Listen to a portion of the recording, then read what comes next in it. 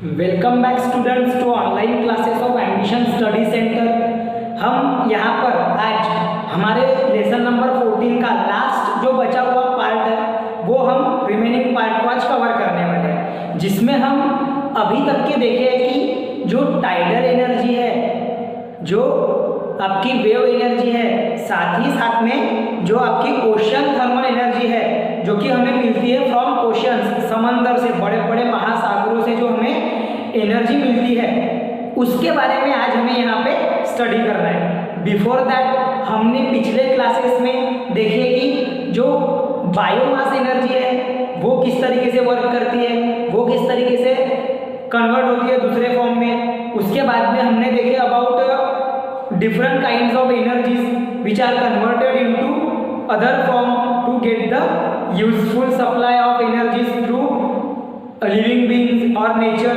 है ना। ये सब सारी चीजें हमने ये लेसन में पढ़ी। लेसन थोड़ा सा थ्योरी बेस्ड होने के कारण से यहाँ पर हमें लिखते लिखते और टेक्स्ट बुक रेफर करते हुए आपको वो कहीं ना कहीं पे ध्यान देना पड़ेगा। फिर भी मैंने बहुत सा पार्ट जो है वो डायग्राम बेसिस पे समझाने की कोशिश की है, ताकि आप लोगों को खुद से उसका जो डिस्क्रिप्शन है वो लिखते जमे।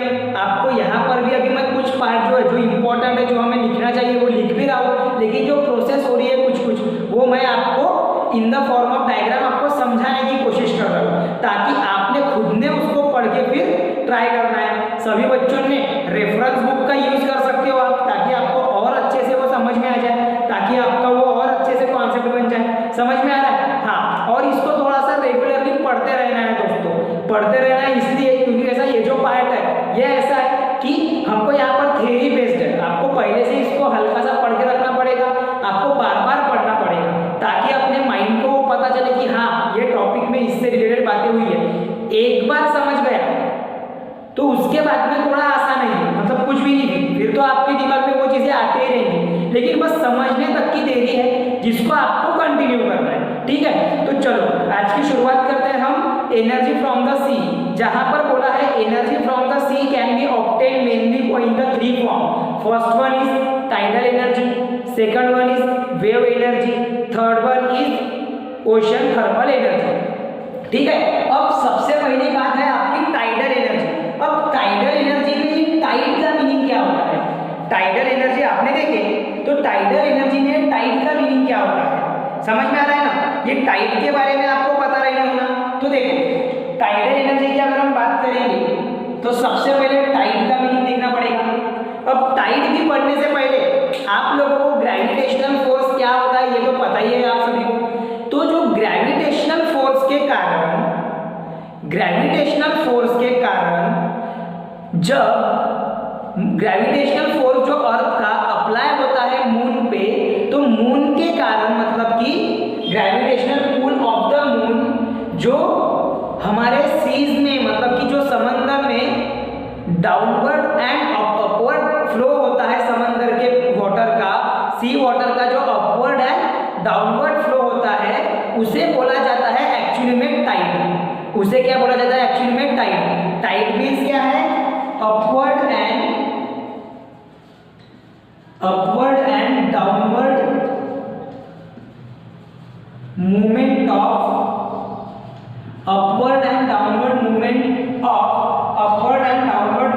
Of sea water. जो आपका समंदर का पानी है, आपका जो समंदर का पानी है, उस समंदर के पानी का अपवर्ड एंड डाउनवर्ड ऐसी मूवमेंट होना, मतलब कि rise of sea water and fall of sea water, मतलब कि एक लहर उठ के उसको राइज एंड फॉल होना किसका? समंदर के पानी का, उसको बोला जाता है टाइड। उसको क्या बोला जाता है? टाइड। अब वो जो टाइड है वो वहां पर अपने साथ में जब उसका अपवर्ड एंड डाउनवर्ड उसका मोशन होता है, मूवमेंट होता है, तो वहां पर उसके साथ में एक particular type of energy associate होती है। उस एनर्जी को ही बोला जाता है टाइडल एनर्जी। जो अपवर्ड एंड डाउनवर्ड मूवमेंट होने पे सी वाटर का जो एनर्जी वहां पे एसोसिएट होती है, जो एनर्जी वहां पर क्रिएट होती है, उस एनर्जी को बोला जाता है टाइडल एनर्जी। अगर हम बात करते हैं टाइडल एनर्जी की तो आपको डेफिनेशन के अकॉर्डिंग देखा जाएगा कि दो प्रकार के टाइड होते हैं। एक ऊंचा जो टाइड होता है वो, और एक आता है लो टाइड। अब हाई टाइड और लो टाइड क्या होते हैं देखते हैं। The rise of the sea water due to the gravitational pull of the moon. अब rise of the sea water due to the gravitational pull of the moon, ये ध्यान में रखना पड़ेगा कि राइज ऑफ सी वाटर मतलब सी water में rise हो जाना एकदम से due to the gravitational pull of the moon, है ना। मून जो अर्थ है वो मून जो है वो अर्थ के ग्रेविटेशनल पुल की वजह से क्या हो रहा है वो, उसके वजह से आपको राइज ऑफ सी वाटर में देखने मिल रहा है, राइज देखने मिल रहा है, बढ़ोतरी देखने मिल रही है, अपवर्ड मूवमेंट देखने मिलेगी आपको सी वाटर में, तो उसको बोला जाता है हाई टाइड। उसको क्या बोला जाता है, हाई टाइड। वही हम बात करेंगे लो टाइड की। तो देखो the fall of sea water मतलब कि पानी के जो समंदर का पानी है, सी वाटर है, उसमें कमी आ जाना, है ना, कमी in the sense fall of sea water due to the gravitational pull of the moon. यहाँ पर भी किसका होगा gravitational pull of the moon, is called as low tide. उसको क्या बोला जाएगा, लो टाइड। अब ये हाई टाइड और लो टाइड हो रहा है तो वहां पर वेव्स फॉर्म होगी। हाई टाइड और लो टाइड हो रहा है तो वहां पर क्या फॉर्म होंगे, एक प्रकार से वेव्स, बराबर है। और वो जो वेव्स रहेंगी वो नॉर्मल वेव नहीं रहेंगी, वो एक प्रकार से रहेंगी टाइडल वेव्स। वो एक प्रकार से कौन सी वेव्स रहेंगी, टाइडल वेव्स, ठीक है। The tidal wave in the sea build up, देखो फिर tidal waves in the sea build up and rise and fall twice a day, मतलब पूरे दिन में वो जो टाइडल वेव्स है वो वहां पर तैयार हो जाती है। क्यों, because of the high tide and low tide. Because of high tide and low tide क्या होता है वहां पे, टाइडल वेव्स वहां पर तैयार हो जाती है सी में। समंदर में आपको क्या देखने मिलेगी, टाइडल की जो वेव्स है मतलब टाइड की जो लहरें हैं वो हमें देखने मिलती है, वो वहां पर तैयार होती है।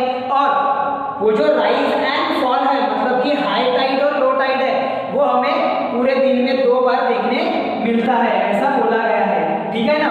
उसके बाद में थर्ड पॉइंट क्या बोल रहा है, थर्ड पॉइंट क्या बोल रहा है, movement of water between the high tide and low tide provide a very large source of energy. वही मैंने बोला, यहाँ पर टाइड के साथ में जो एनर्जी एसोसिएट रहेगी उसको हमने टाइडल एनर्जी बोले। तो वो टाइडल एनर्जी तैयार कैसे होगी, how the tidal energy form, look, movement of water है, मूवमेंट ऑफ वाटर मतलब कि वहां पे मोशन हो रहा है, movement of water between the high tide and low tide. जब हाई टाइड होगा मतलब कि राइज ऑफ सी वाटर होगा, और फिर से एकदम से लो टाइड होगा मतलब कि फॉल ऑफ सी वाटर होगा। तो इनके बीच में जो मूवमेंट होगी किसकी, वाटर की, उसको बोला जाता है एनर्जी, जो कि नाम दिया जाएगा टाइडल एनर्जी। उस एनर्जी को नाम दिया जाएगा टाइडल एनर्जी। और ये सब हमें कौन से एरियाज में, कौन से रीजन में देखने मिलता है, in the coastal areas of world. कौन से एरिया में देखने मिलता है हमें ये, इन the coastal area of world. मतलब जब आप कोस्टल एरिया की बात करते हो, समंदर वाले रीजन की बात करते हो, तो दरअसल वहां पे अपने को टाइड्स देखने मिलते हैं, जहां पे हाई टाइड और लो टाइड, ये 2 टाइड्स में हमने उसको डिस्टिंग्विश किया। हाई टाइड मींस व्हाट, जहां पर राइज ऑफ सी वाटर होगा because of the gravitational pull of moon, and low tide कब होगा, जब फॉल ऑफ सी वाटर होगा because of the gravitational pull of moon, is called as low tide, है ना। फिर वो जो दोनों टाइड्स की वजह से वहां पर वेव्स तैयार होगी, टाइडल वेव्स उनको बोला जाएगा, और वो दिन में 2 बार हमें देखने मिलती है। साथ ही साथ में जो मूवमेंट ऑफ वाटर है between the high tide and the low tide provide the very large amount of source of energy in the coastal areas of wave. और वो जो एनर्जी रहेगी वहां पे, उस एनर्जी को बोला जाएगा टाइडल एनर्जी। वो जो एनर्जी वहां पे एसोसिएट रहेंगी उस एनर्जी को क्या बोलेंगे हम, टाइडल एनर्जी। उसके बाद में टाइडल एनर्जी इज हार्नेस्ड। अब ये हार्नेस्ड का मीनिंग क्या है, हार्नेस्ड का मीनिंग होता है पहले उसको चैनलाइज करना, मतलब उसको एक चैनल देना, एक रास्ता देना उसको, और उस रास्ते से वहां पे उसका यूज करना, टाइडल एनर्जी का यूज करना, समझ में आ रहा, to make use of tidal energy. Harnessed का मीनिंग क्या होगा यहाँ पे, हार्नेस्ड का मीनिंग क्या होगा यहाँ पे,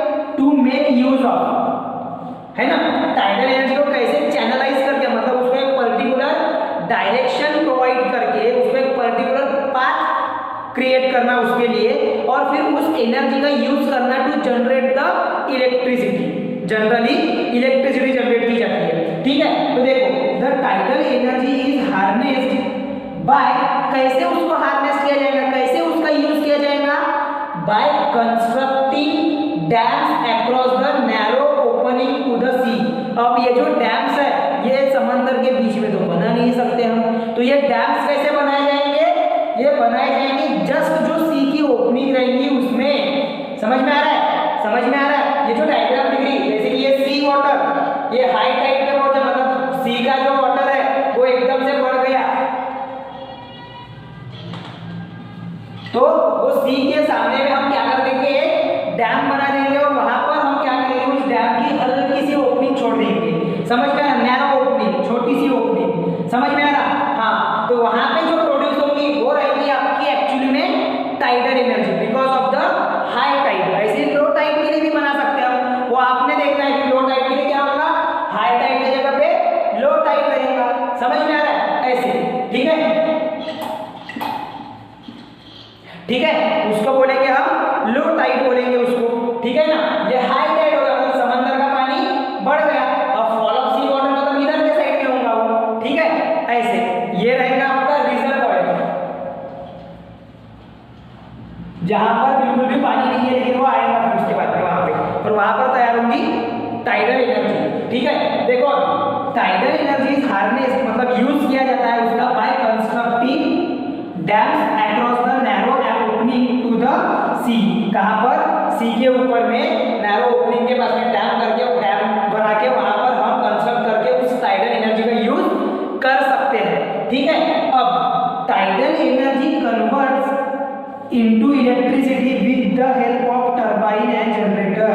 अब क्या होगा, देखो जैसे कि हमने डैम बना दिए, डैम कंस्ट्रक्ट कर दिए, तो वहां पर क्या होगा कि ये जो सी वाटर जो है वो कि एकदम से राइज हुआ, तो वहां पर हाई टाइड क्रॉस हुआ, हाई टाइड हुआ, फिर क्या करें हमने, ये जो डैम है इसकी छोटी सी नैरो ओपनिंग है, छोटी सी उसको ओपनिंग दे दिए, वहां से फ्लो हो गया वाटर, वहां से क्या फ्लो हो रहा है, वाटर फ्लो हो रहा है इस डायरेक्शन में। उसके बीच में हमने लगा के रखा है टरबाइन, उसके बीच में हमने क्या लगा के रखा है, टरबाइन। अब ये डायग्राम में आपको जनरेटर नहीं दिख रहा है, लेकिन ये टरबाइन से ही क्या कनेक्टेड रहेगा, जनरेटर कनेक्टेड रहेगा। ये टरबाइन से क्या कनेक्टेड रहेगा, जनरेटर। तो अभी प्रोसेस कैसे होगी, देखो ये हाई टाइड की वजह से यहाँ से वाटर एकदम फोर्सफुली क्या जाएगा, उस टरबाइन के ऊपर में जाएगा, तो टरबाइन के ऊपर में वो फोर्स के साथ में जाने के साथ साथ वो जो टरबाइन है उसका काम ही है रोटेट होने का, है ना।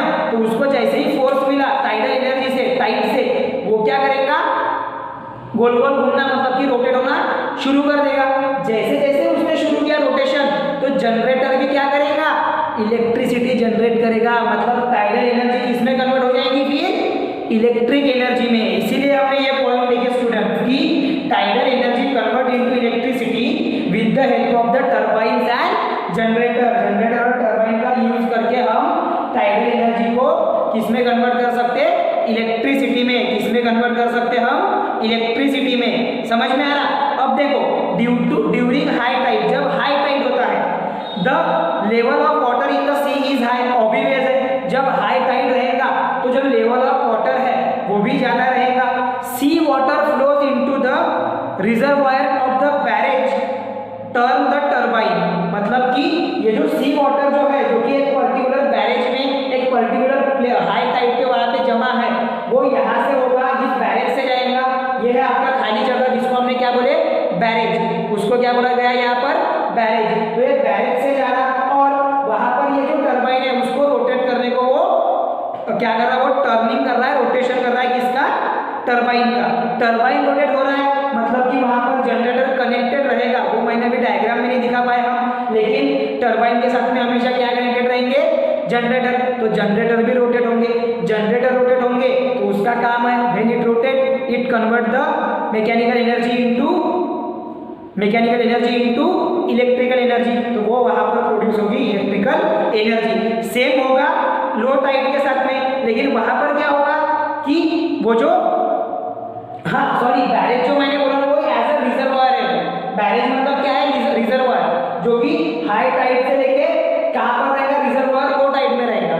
उसके बाद में जब लो टाइड जब लो टाइड रहेगा तो जो वाटर है सी वाटर, वो कहाँ पे स्टोर रहेगा, यहाँ पर देखो हाई टाइड में वाटर कहाँ पे स्टोर है, सी के साइड में। उसके बाद में जो लो टाइड है वो किस में जाएगा, लो टाइड के वक्त मतलब इस साइड में, लो टाइड के वक्त जो वाटर है वो आएगा, वो कहाँ पे होगा, वो भी फिर से हाई टाइड से लेके तो लो टाइड में आ जाएगा, और वहां पर भी क्या फॉर्म होगी, टाइडल एनर्जी। फिर टाइडल एनर्जी क्या करेगा, टरबाइन को रोटेट करने का काम करेगा। सेम प्रोसेस होंगी लो टाइड के साथ में भी, सेम प्रोसेस होंगी लो टाइड के साथ में भी, मतलब वहां पर भी टरबाइन फ्लो होगा, जो आपके रेफरेंस बुक में आपको दिया हुआ है, वहां पे भी टरबाइन रोटेट होगा, और टरबाइन का रोटेशन मीन्स वहां पे क्या तैयार होगी, इलेक्ट्रिकल एनर्जी। क्या तैयार होगी, इलेक्ट्रिसिटी, मतलब कि इलेक्ट्रिकल एनर्जी। मैंने लो टाइड के लिए इसलिए नहीं बनाया ताकि उसका भी प्रोसेस वही है, बस ये ध्यान में रखना है कि लो टाइड के वक्त जो वाटर है वो क्या रहेगा,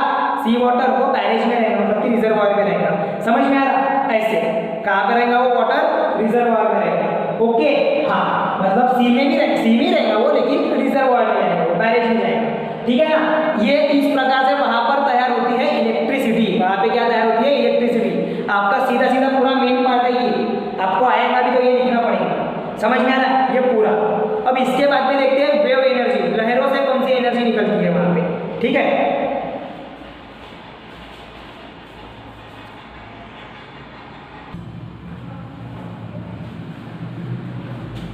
चलो अब आते हैं वेव एनर्जी के ऊपर में। वेव एनर्जी बहुत सिंपल कॉन्सेप्ट है स्टूडेंट। वेव का मीनिंग होता है कि एक लहर, देखते हैं क्या होता है। Wave energy means here sea wave energy. यहाँ पर वेव एनर्जी का मीनिंग क्या है, सी वेव एनर्जी। सीधा सीधा टॉपिक है, इसलिए थोड़ा फास्ट मोड में पढ़ा हो। ठीक है, energy from the sea is available in the form of wave. जो एनर्जी रहती है जो हमें सी से अवेलेबल कराती है in the form of wave. ठीक है ना, हाँ।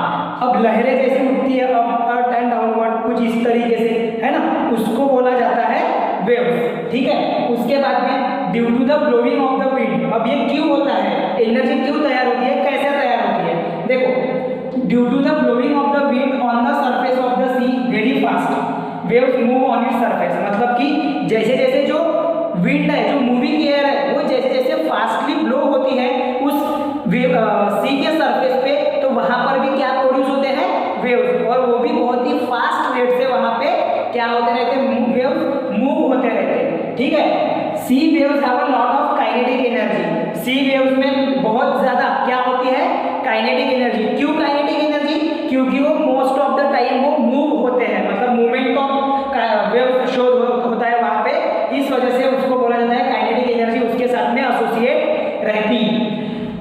मतलब कि जो वेव एनर्जी है वो in the form of kinetic energy ही रहेंगे। A wide variety of devices have been developed to trap the waves energy to turn the turbine and generator in the sea for the production of energy। यहाँ पर बहुत सारे अलग अलग variety of devices use की जाती है कि वेव एनर्जी का यूज करके वहां से इलेक्ट्रिसिटी जनरेट की जा सके।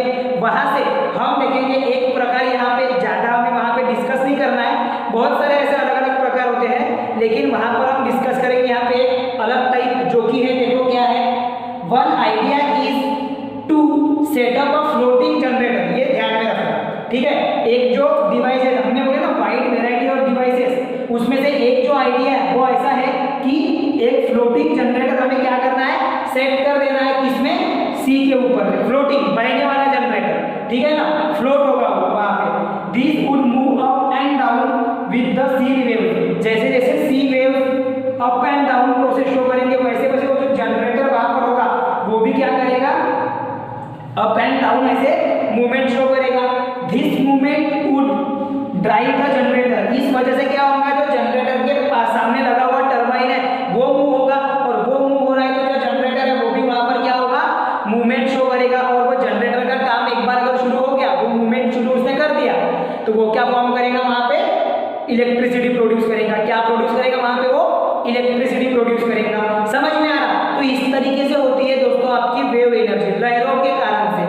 काफी इजी है, कोई तकलीफ वाली बात नहीं है। बस यहाँ पर एक ध्यान ये रखना कि ये जो वेव एनर्जी है ये हमें ऐसे जगहों पे देखने मिलेगी जहाँ पर स्ट्रॉन्ग वेव्स फॉर्म होती है, मतलब जहाँ पे हवा भी बहुत ही फास्ट रहती है, जो विंड है वो काफी फास्ट ब्लो होती है। इट मीन्स कि काइनेटिक एनर्जी ऑफ वेव भी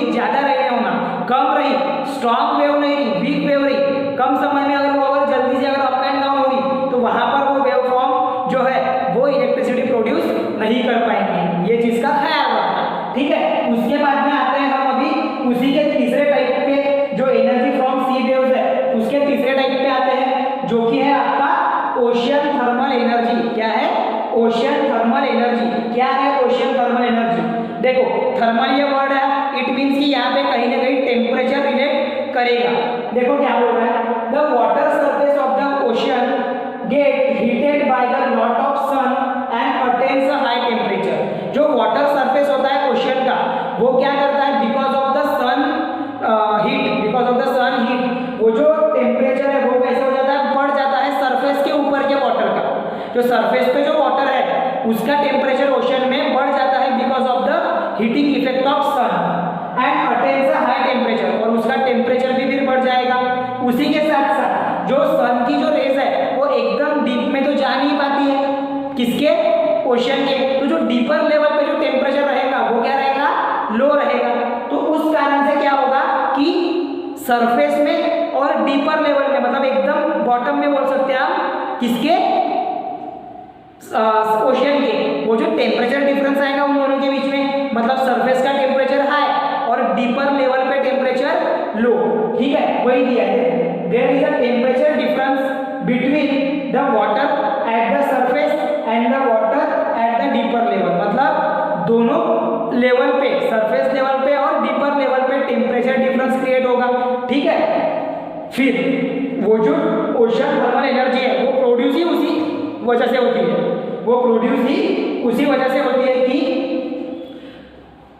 the energy available due to the difference in temperature, the energy available due to the difference in temperature, मतलब टेम्परेचर के डिफरेंस आने की वजह से वहां पे जो एनर्जी प्रोड्यूस होती है, जो अवेलेबल होती है of the water at the surface of the ocean and at deeper level is called as ocean thermal energy. उसको क्या बोला जाएगा, ओशियन थर्मल एनर्जी।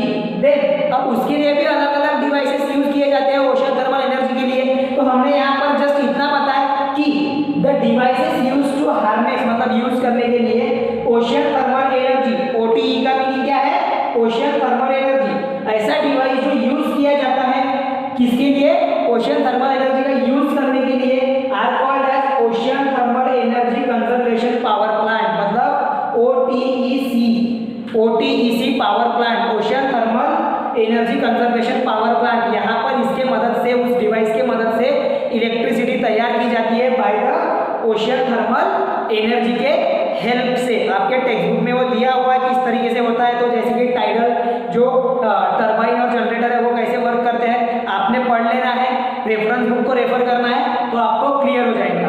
ठीक है, इसका स्क्रीनशॉट लो। अब देखते हैं जियोथर्मल एनर्जी और उसके बाद में पढ़ते हैं हम न्यूक्लियर एनर्जी के ऊपर में, फिर देखते हैं न्यूक्लियर एनर्जी के ऊपर में पढ़ते हैं।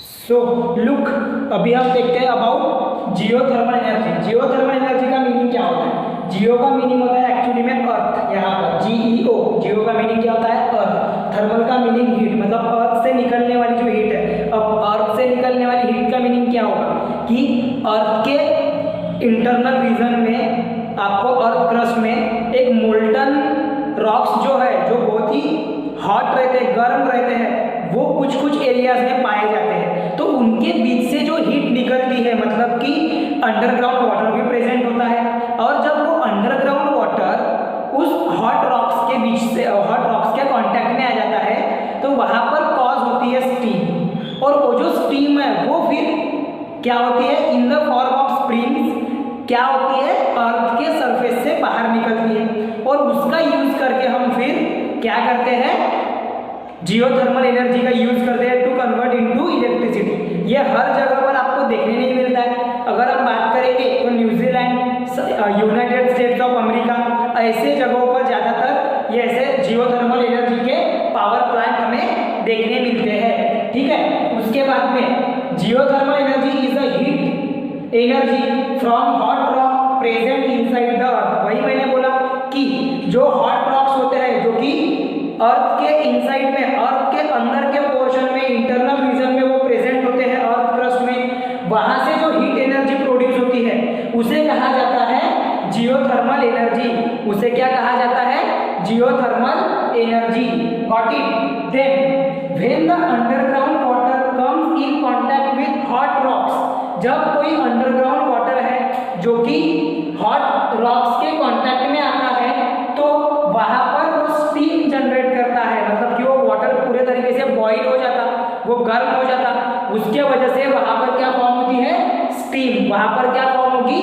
स्टीम, है ना? वाफ अपन जिसे बोलते हैं अपन जिसको, है ना, वो वहां पर क्या होगी? तैयार होगी, ठीक है, स्टीम तैयार होगी वहां पर, भाप जिसे कहा जाता है। After that sometime hot water from that region finds outlet, मतलब वो बाहर निकलने की सतह देख लेता है, जगह देख लेता है कुछ समय पे, कहां से? अर्थ सरफेस में से, और वैसे आउटलेट को बोला जाता है स्प्रिंग्स। जो हॉट वाटर है वो कभी कभार आपने देखे होंगे कि बाहर निकलता है in the form of springs, ठीक है, उसी को क्या बोला गया है? स्प्रिंग। मतलब अर्थ सरफेस में से कभी कभार क्या होता है कि जो हॉट वाटर है वो उस हॉट रॉक रीजन में से बाहर निकल जाता है, उसे कहा जाता है स्प्रिंग्स। अब वो जो स्टीम जनरेट हुई थी, लुक, वो जो स्टीम जनरेट हुई थी वो स्टीम क्या होती है? ट्रैप की जाती है रॉक्स में, है ना, और वो फिर पाइप्स के थ्रू उस अंदर में, जैसा अभी वहां पर ऐसा मैकेनिज्म बनाया जाता कि जो पाइप्स वगैरह है वो उस स्टीम को ट्रैप करने के लिए रखे जाएंगे। Trap in the rock is rooted through the pipe, वो वहां से पाइप से निकलते हुए वो कहां पर जाएगी? टरबाइन में। मतलब क्या? स्टीम जो कि आपने कहां से लिए हैं?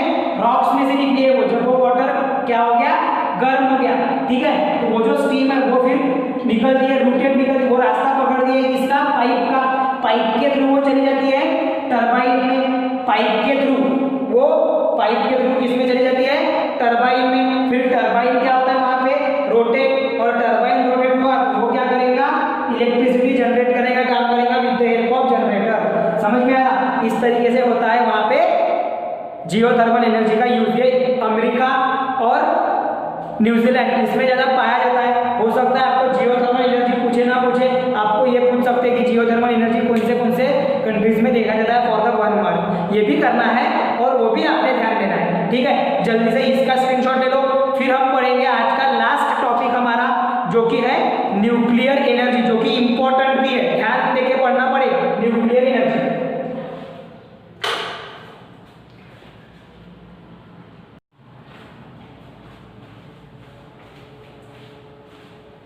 अभी हम देख रहे हैं हमारा लास्ट टॉपिक जो कि है न्यूक्लियर एनर्जी के बेस पे। न्यूक्लियर एनर्जी क्या होती है?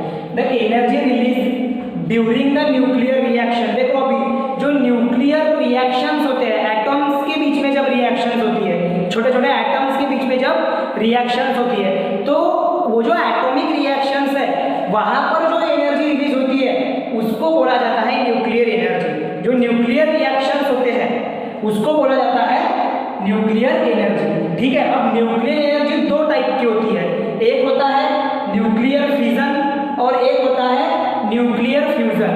न्यूक्लियर फिजन का मीनिंग होता है कि ब्रेक डाउन होना, स्प्लिटिंग अप होना। फ्यूजन का मीनिंग होता है मिक्स्ड होना, ठीक है। तो देखो ये फिजन मतलब ब्रेक डाउन, स्प्लिट अप होना, ठीक है। तो देखते हैं पहले न्यूक्लियर फ्यूजन क्या होता है, सॉरी न्यूक्लियर फिजन क्या होता है, ठीक है। देखो the process in which the heavy nucleus of radioactive atom, look at here, कौन से एटम का न्यूक्लियर, लेकिन रेडियो एक्टिव, मतलब जो अगर बम्बार्ड होते हैं तो वो काफी बड़ा और काफी डेंजरस क्या करेगा? एक कॉज करेगा। समझ में आ रहा है? उसको बोला जाता है ऐसी प्रोसेस जहां पर heavy nucleus of radio active atom like uranium, plutonium, thorium, ये सब जो क्या होंगे? स्प्लिट अप होंगे स्मॉलर न्यूक्लियाई में। मतलब ये जो है radio active element like uranium, plutonium, thorium, ये क्या होता है? स्प्लिट अप होना मतलब सेपरेट आउट होना इनटू स्मॉलर न्यूक्लियाई, मतलब अलग अलग न्यूक्लियाई में वो क्या होंगे? स्प्लिट अप होंगे। इनके एटम्स, उनके nucleus when they bombarded with low energy neutrons, जब उसको किसके साथ में बम्बार्ड किया जाता है, किसके साथ में एक्सपोज किया जाता है? वो बम्बार्ड किया जाता है लो एनर्जी न्यूट्रॉन के साथ में। मतलब जिसके साथ ऐसे न्यूट्रॉन जिसके ऊपर में बिल्कुल भी एनर्जी नहीं है, मतलब है तो बहुत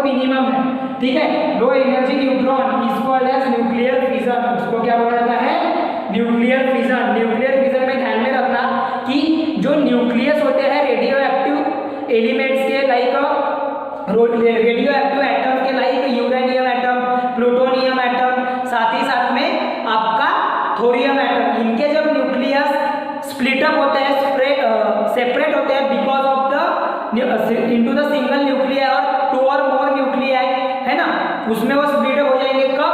जब वो बम्बार्ड किए जाएंगे एक लो एनर्जी न्यूट्रॉन के साथ में, उसको बोला जाता है न्यूक्लियर फिजन।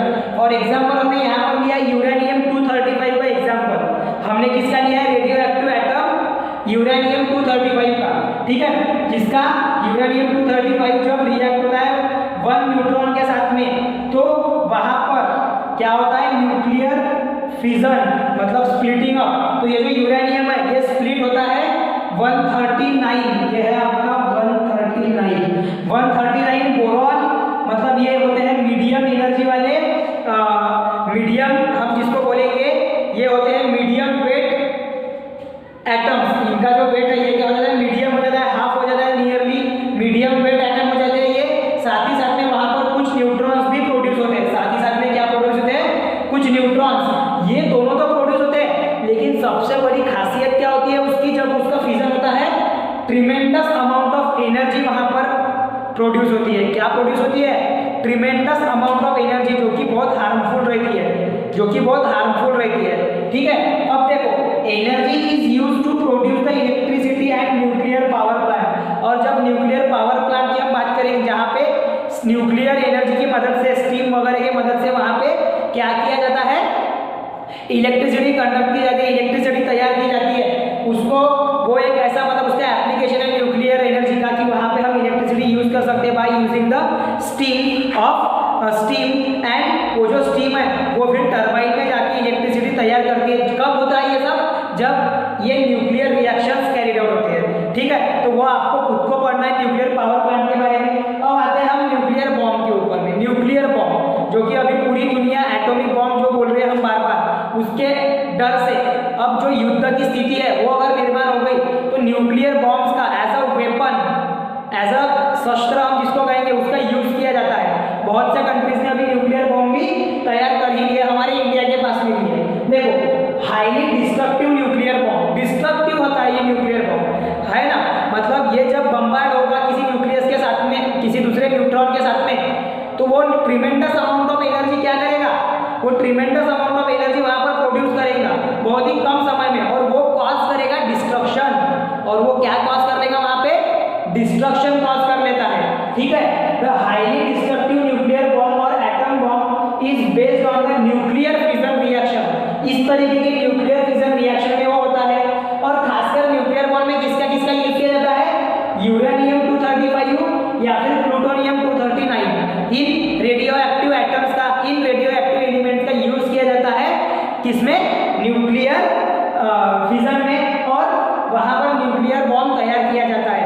इसका अगर एक मोस्ट जाना माना अगर एग्जाम्पल की अगर हम बात करेंगे, तो अमेरिका ने जापान की 2 सिटीज हिरोशिमा एंड नागासाकी, ऐसे 2 जगहों पर उसने न्यूक्लियर बॉम्ब एक्सपोज किया था, बम्बार्ड किया था, जहां पर ट्रिमेंडस अमाउंट ऑफ एनर्जी वहां पे क्या हुई थी? प्रोड्यूस हुई थी। और उस कारण से वहां पे बहुत ज्यादा डिस्ट्रक्शन हुआ था।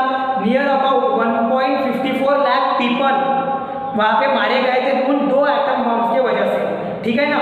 अब आपके टेक्स्ट बुक में स्टूडेंट आपको दिया हुआ है about the Einstein mass energy relation.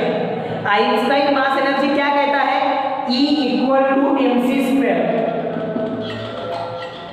E equal to mc square, energy equals to product of mass and the speed of energy speed of light, इन दोनों का प्रोडक्ट होता है। Speed square of the speed of light and the mass of the atom, जितना वो disturb है वो होता है एनर्जी। उतने अमाउंट ऑफ एनर्जी वहां पर क्या होगी? प्रोड्यूस होती है। तो अगर हम बात करेंगे 1 kilogram of mass of energy की, तो वो कितना एनर्जी प्रोड्यूस करेगा? वो प्रोड्यूस करेगा 9 × 10⁻16 जूल्स। और आपको दिया है वो जो 1 इलेक्ट्रॉन वोल्ट है वो 1.602 × 10⁻19 जूल्स की एनर्जी क्या करता है? 1 इलेक्ट्रॉन प्रोड्यूस करता है। समझ में आ रहा है? उसके बाद में आपको दूसरे पेज पर दिया हुआ है about nuclear power reactors located, मतलब न्यूक्लियर पावर प्लांट। अगर हम इंडिया की बात करेंगे तो वो कहाँ कहाँ लोकेटेड है? वो लोकेटेड है एक एट तारापुर जो कि महाराष्ट्र में सिचुएटेड है। उसके बाद में राणा प्रताप सागर नियर कोटा जो कि प्लेस है राजस्थान की। साथ ही साथ में कल्पकम जो कि तमिलनाडु में है, Narora in Uttar Pradesh and Kakrapar in Gujarat and Kaiga in Karnataka. ऐसे 6 जगहों पर आपके न्यूक्लियर पावर प्लांट हमारे इंडिया में प्रोड्यूस किए गए हैं, मतलब तैयार किए गए हैं। समझ में आ रहा? हाँ। उसके बाद में अभी हम आते हैं फिर नेक्स्ट न्यूक्लियर फ्यूजन पे। फिर किस पे आते हैं? न्यूक्लियर फ्यूजन के ऊपर में। तो न्यूक्लियर फ्यूजन के बारे में पढ़ने से पहले इतने पार्ट का स्क्रीनशॉट ले लो। फिर हम देखते हैं about nuclear fusion. Nuclear fusion क्या होता है? यहाँ पर होगा मिक्सिंग, देखना वहां पे देखो।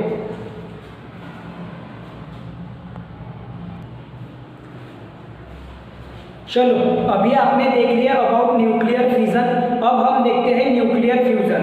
अब ये जो न्यूक्लियर फ्यूजन है, ये न्यूक्लियर फ्यूजन में ये फ्यूजन का मीनिंग क्या है?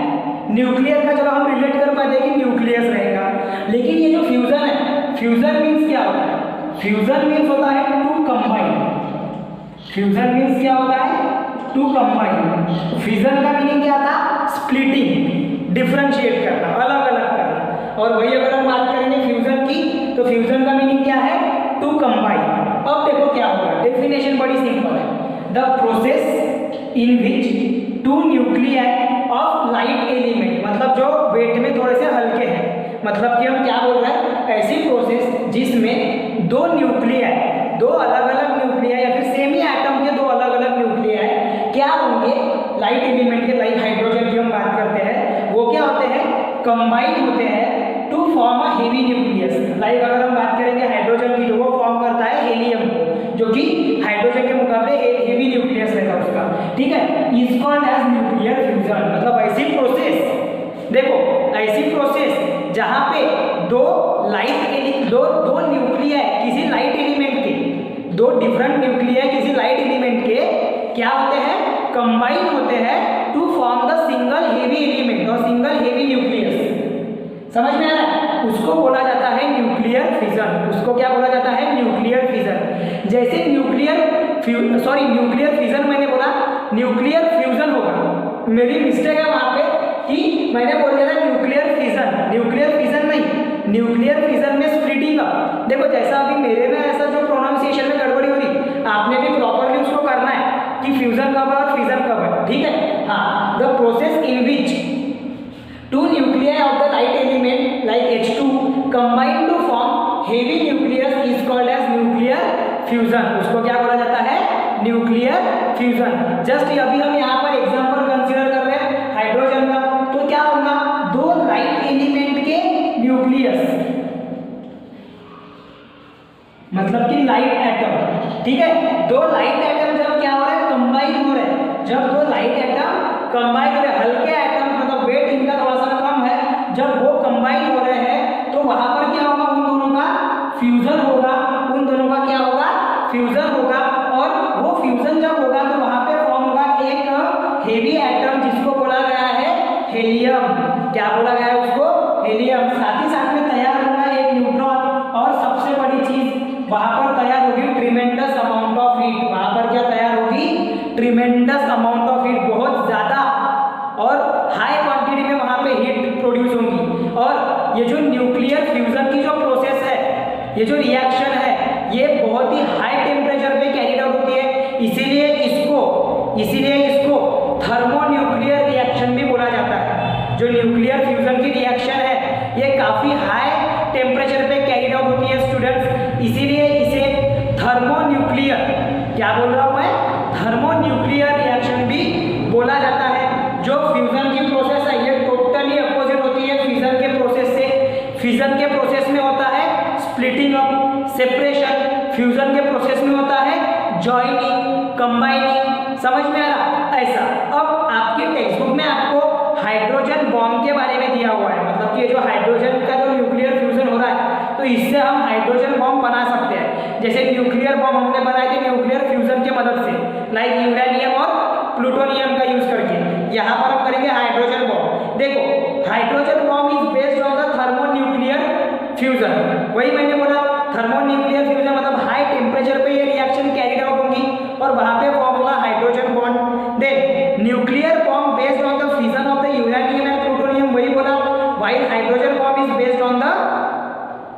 Hydrogen bomb is placed at the core of the hydrogen bomb. हाँ देखो, ये देखो क्या बोल रहा है यहाँ पे, a nuclear bomb based on the fission of uranium and plutonium is placed at the core of the hydrogen bomb. मतलब अगर हम बात करेंगे न्यूक्लियर बॉम्ब की, तो वो जितना डिस्ट्रक्टिव है उससे डबल डिस्ट्रक्टिव क्या रहेगा, हाइड्रोजन बॉम्ब, क्योंकि यहाँ पे हाइड्रोजन बॉम्ब के साथ साथ क्या रहेगा, उसमें न्यूक्लियर बॉम्ब भी ऐड होके रहेगा। समझ में आ रहा है, दोनों का कॉम्बिनेशन बनेगा। This nuclear bomb is embedded in a substances which contain the deuterium and lithium. Deuterium का मीनिंग क्या है यहाँ पर, हाइड्रोजन। ये जो दो हल्के एटम्स है ना, इनको ही बोला जाता है ड्यूटेरियम। इनको ही क्या बोला जाता है, ड्यूटेरियम। तो हमने क्या बोले कि ड्यूटेरियम और लिथियम जो है इनमें एम्बेडेड रहता है कौन, न्यूक्लियर बॉम्ब, जो कि बना हुआ होता है यूरेनियम और प्लूटोनियम से। क्लियर हो रहा है, मतलब कि जो न्यूक्लियर बॉम्ब तैयार हुआ है वो किसमें एम्बेडेड रहेगा, वो रहेगा ड्यूटेरियम और लिथियम में सब्सटेंसेस में। अब देखो, when nuclear bomb based on fission is detonated the temperature of this substances is raised. मतलब कि जब उसको बम्बार्ड किया जाता है, डिटोनेट का मीनिंग क्या है, डिटोन का मीनिंग क्या है, वहां पर बम्बार्ड करना। उसको जब हम स्फोट करेंगे उसका, तो उसको जब बम्बार्ड करेंगे तो वहां पर टेम्परेचर जो है वो बढ़ जाएगा माइक्रोसेकंड्स में, कुछ ही माइक्रोसेकंड में उसका टेम्परेचर बढ़ जाएगा। और हाई टेम्परेचर क्या करेगा, वहां पे जनरेट करेगा high tremendous amount of energy, और वो कॉज करेगा वेरी डिस्ट्रक्शन। वो बहुत ज्यादा डिस्ट्रक्शन वहां पे कॉज करेगा और बहुत ज्यादा बड़ा वहां पर स्फोट होगा। जैसे कि जब कोई न्यूक्लियर पावर प्लांट में वगैरह, या फिर जैसा अगर हम बात करेंगे, अगर कोई खाली मैदान जगह में जब वहां पे ट्रायल्स दिए जाते हैं न्यूक्लियर बॉम्ब के, हाइड्रोजन बॉम्ब के, तो वहां पर ट्रिमेंडस अमाउंट ऑफ एनर्जी वहां पे क्या होती है, रिलीज की जाती है, और वहां पर बहुत बड़ा डिस्ट्रक्शन भी होता है।